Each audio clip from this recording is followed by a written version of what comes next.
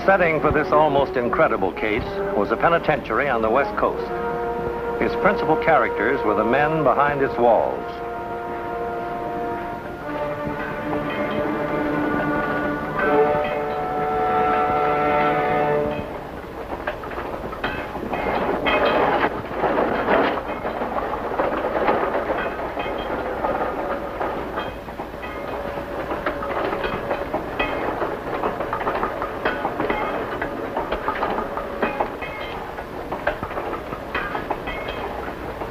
I got them done. Both plates, front and back. Don't forget to clean up in the dark room, Joe. It's only 10 minutes to closing time. Yeah, I know.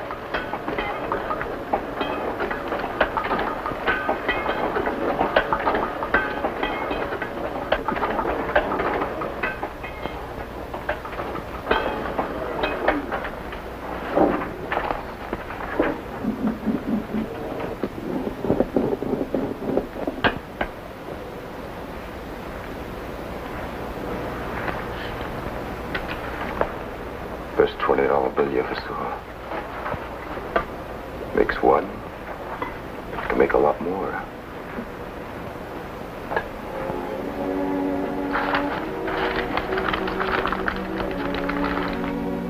Men who make counterfeit money have been known to conceive elaborate schemes in order to print illegal currency without detection. In fact, counterfeit money has actually been made inside a penitentiary. And now, in my role as Chief of the United States Secret Service, I'm going to tell you of such a case and the story behind it. Treasury File 2474, United States Secret Service. The case of the man outside.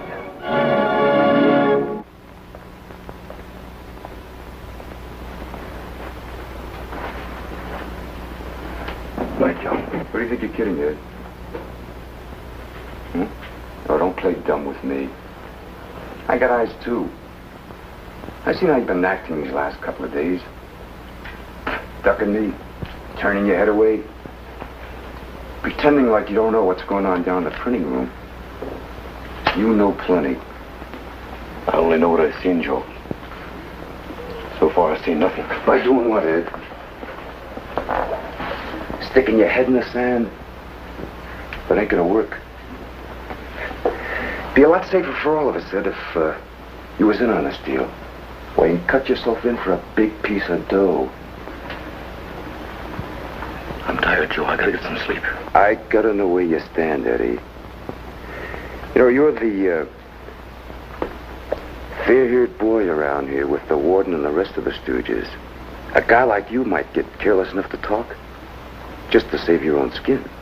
What I don't know, I can't talk about, can I? All I want to do is mind my own business and keep out of trouble. In a place like this, that's a tough order, Ed. Look, Joe. I've been around here an awful long time. Going on 14 years.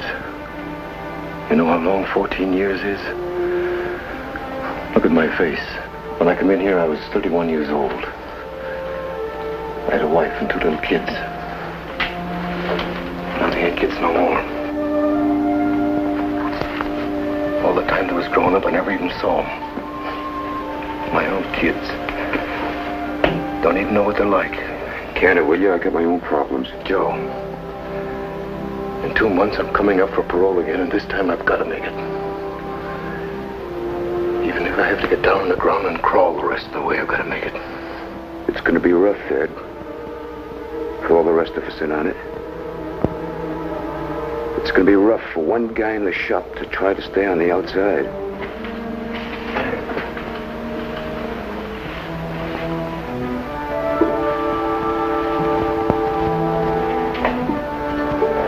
Night, Joe. I'll see you in the morning.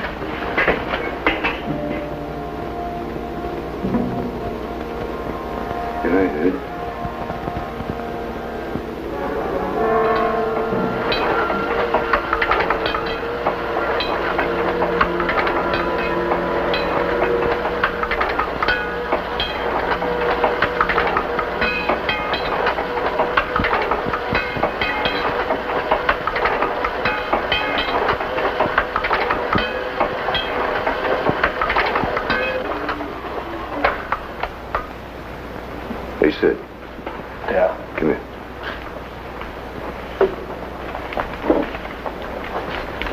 you get a chance, run off about 30 more.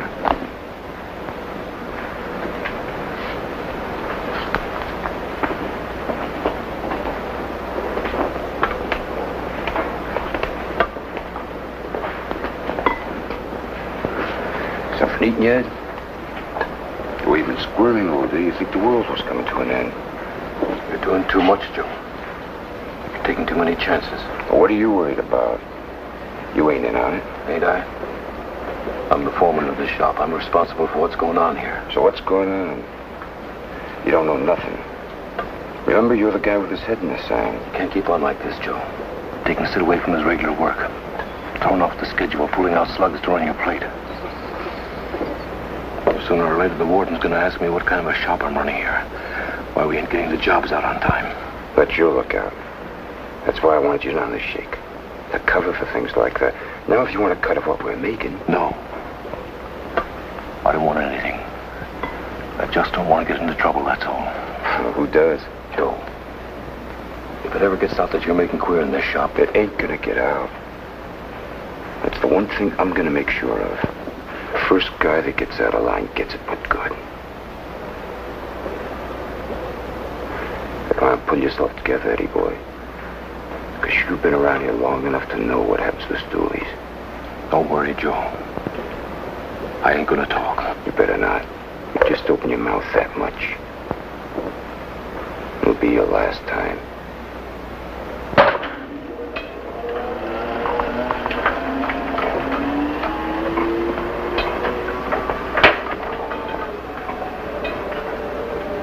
By using the press at times when regular printing runs were scheduled, Joe Navarre and his Confederates were able to print hundreds of counterfeit bills, which they concealed in various hiding places in the printing room until they could safely apply the finishing touches to their roughly made money and eventually get it through to a friend of Joe's on the outside. The money was carried by convicts who had finished serving their terms and were being released from the penitentiary.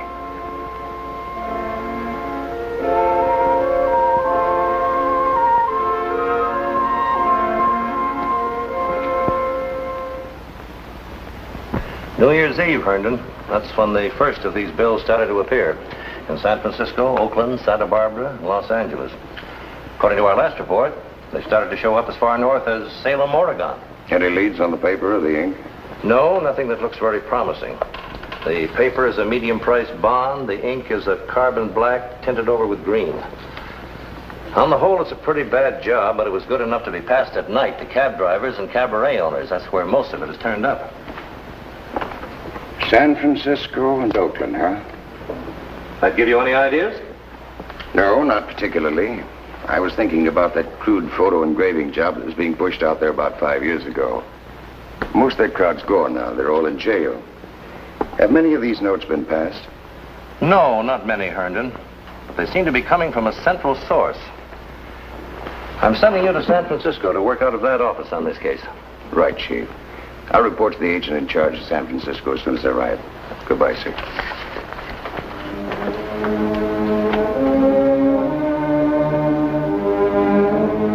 That's why I can't understand it, Emery. Jobs are being done poorly, work schedules are behind, supplies wasted. Yes, sir.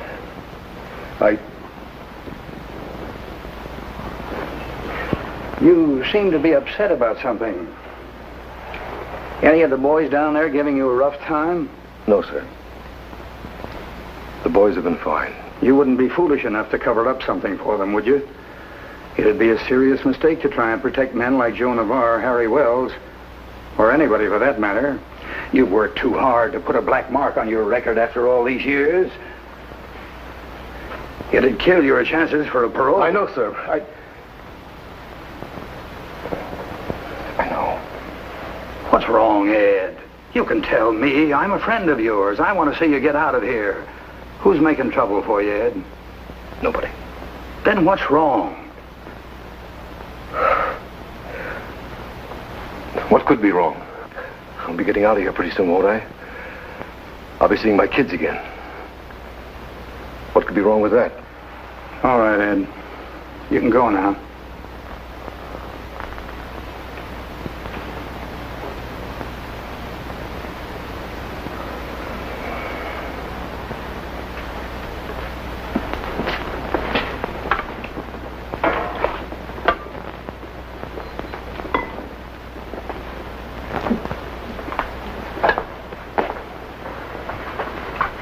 see?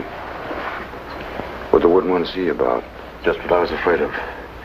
You don't like the way things are going down here. Says the men ain't doing their work. Oh, that's too bad. Joe, you gotta stop.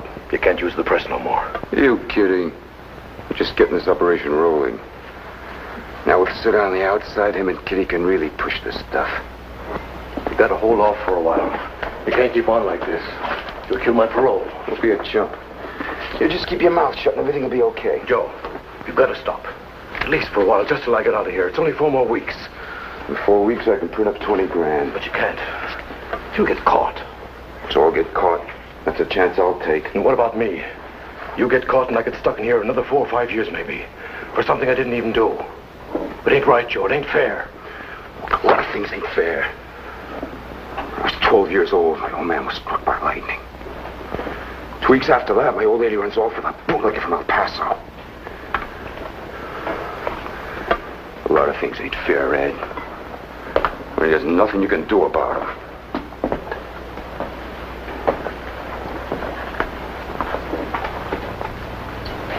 I'm going to see my kids, Joe. You're going to do like you're told. I'm warning you. I'm going to see those kids. And I'm going to get my parole. Even if I have to squeal on you to do it.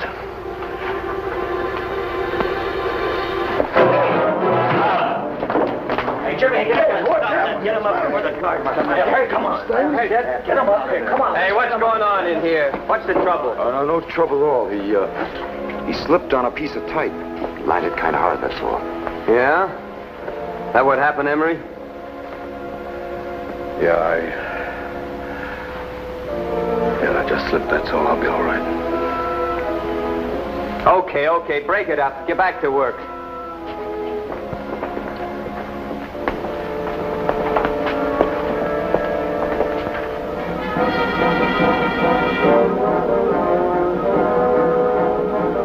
Upon his arrival in San Francisco, Agent Herndon checked with our field office, and from the agent in charge learned the names of the cab drivers, cabaret owners, and other victims who had most recently accepted the counterfeit money. Direct questioning revealed that in most cases, the bills were passed by a slim, medium-sized man who was usually accompanied by a woman. But descriptions of the woman varied so completely, it was believed that the passer was really working alone, using different female companions to make identification more difficult. However, when shown pictures of known passers who at one time or another had operated in the state of California, one driver thought he recognized the man who had given him a counterfeit $20 bill. The driver thought he had picked up this man one night at a small hotel in a poorer section of the city, and Herndon and another agent put the hotel under surveillance, photographing each and every guest or visitor to the hotel, and later sending their pictures on to Washington for possible identification.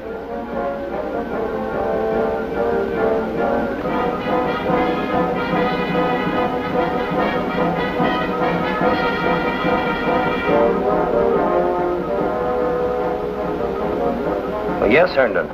I think we've come up with something on that blonde woman you photographed coming out of the hotel. Yes. Her name is Kitty Monroe, and she has a record. 2 convictions. One for forgery, and the other as an accessory in a counterfeiting ring. Yes, I want her kept under surveillance. I'll do it right away, Chief. Oh, and that man the cab driver identified. We have some new information on him. He was released 3 weeks ago from the state penitentiary.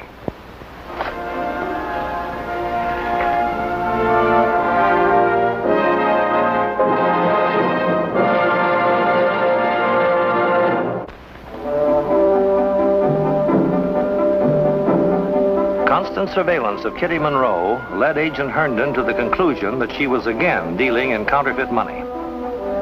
2 known passers had been observed coming to her hotel and were later apprehended with counterfeit bills in their possession. They were crudely made 20s, the same kind as the ones we were investigating. But we still did not have a real lead on the source from which the money was coming. On April 9th, however, the first important clue materialized when Kitty Monroe accepted a briefcase on a street corner from an unidentified man.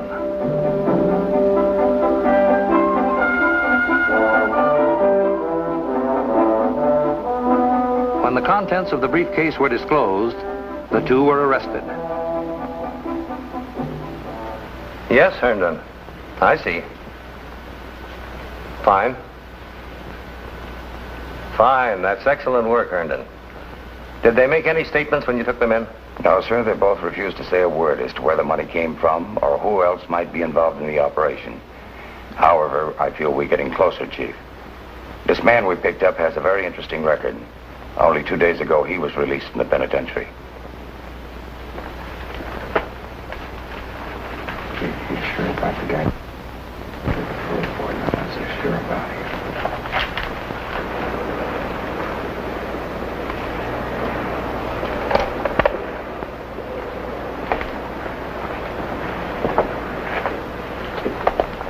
What's the matter? What's up? I just got a message from Sid through the grapevine. Sid? And he in Frisco? Clemson was picked up delivering that last batch of dough. They got Kitty, too. When? What did she say to the cops? Did she spill anything? How do I know? All I got was a message. Did she say anything about this? Will you shut up a second and let me think, huh? Sound like the whole world's coming to an end. Mine is, Joe. If they trace any of that dough back to this press, I'll get blamed for it. It'll kill my parole. Parole. That's all you can think about is parole, huh?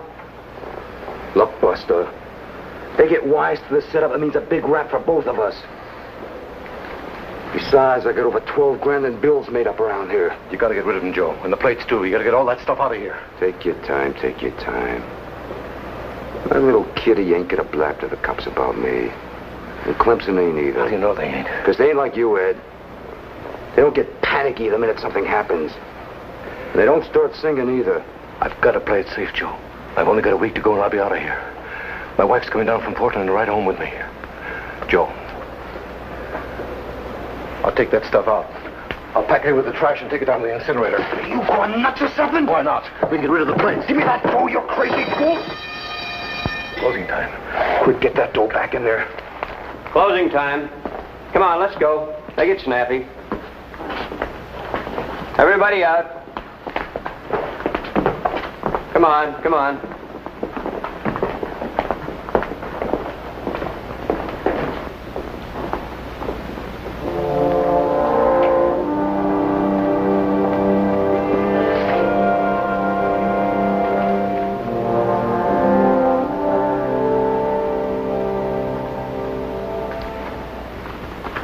And as soon as I examined those bills, I immediately reported the matter to your field office. As far as I know, this is the first time counterfeit bills have ever been smuggled into the penitentiary. Warden, what makes you think those bills were smuggled in? How do you mean that? When your call came into our field office, I was getting ready to come over here to investigate the source of other counterfeit bills which seem to have come from this penitentiary.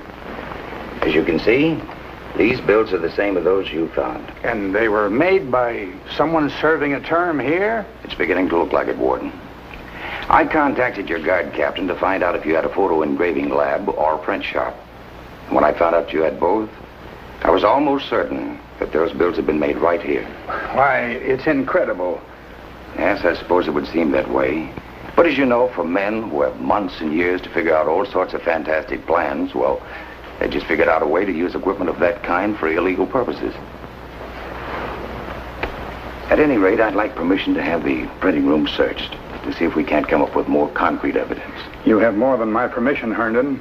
We're going down there right this minute and take that place apart. In little more than an hour, Warden McClure, Agent Herndon, and several members of the penitentiary staff had literally taken the printing room apart. Their intensive search brought immediate results. Detailed evidence of counterfeiting operations was uncovered in various hiding places throughout the print shop. Well, Warden, here are the plates. They were hidden in the base of the enlarging camera. I never would have believed it possible.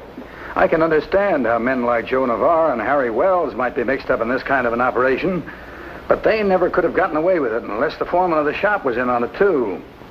They all must have been in on it. Well, it certainly looks like it. I think you'll agree we won't get the truth out of these men by direct questioning. Unless we can actually catch one of the ringleaders in a trap. All right, Herndon. Suppose we set a trap for the ringleaders. Suppose we put everything back where it was before we began this search. Then when the men come in here tomorrow, we'll observe what they do. Sooner or later, the key men will give themselves away. I can argue with you no more, Ed. I can let you talk me into breaking up my whole setup on account of you wanting to play it safe. And that doing, those plates stay where they are. I'm not going to ditch them until I absolutely have to. You have to now, Joe. Now, before it's too late. Anybody find that stuff down there, I'm the one that gets hurt. Whether they can pin it on me or not. They can ask enough questions to kill my parole. What do you want, a crying towel? What do you think about if you sat in a cell for 14 years and watched your hair go gray? Seen guys come in and go out? I don't want much, Joe. Just a chance to make up for what I never had.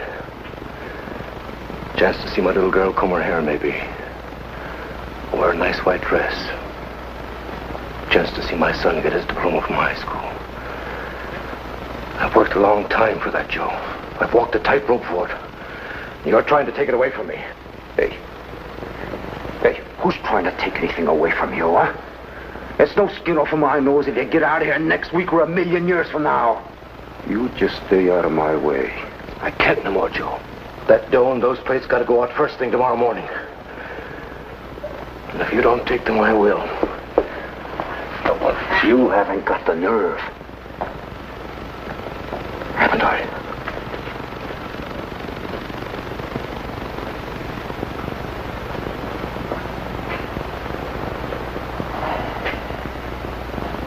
On the following morning, Agent Herndon, posing as a prisoner assigned to the engraving room, carefully observed the men who were working there in order to find out which ones were familiar with the hiding places for the counterfeit money and supplies.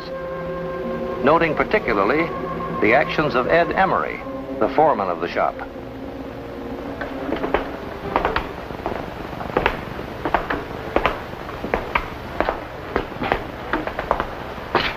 You new around here? Yeah, I just came in.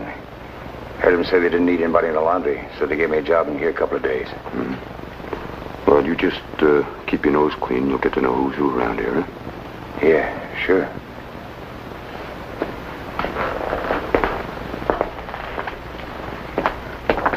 You change your mind? You change yours? No. Me neither.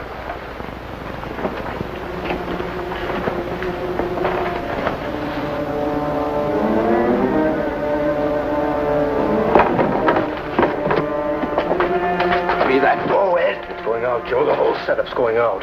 Put that dough back. Don't start anything, Joe. I'll blow this whole thing wide open if you make trouble for me now. I said put it back, Ed. I'll talk, Joe. I'll tell the warden the whole story. You won't get the chance. Die! What's going on? Who are you? Secret Service, Joe. United States Secret Service.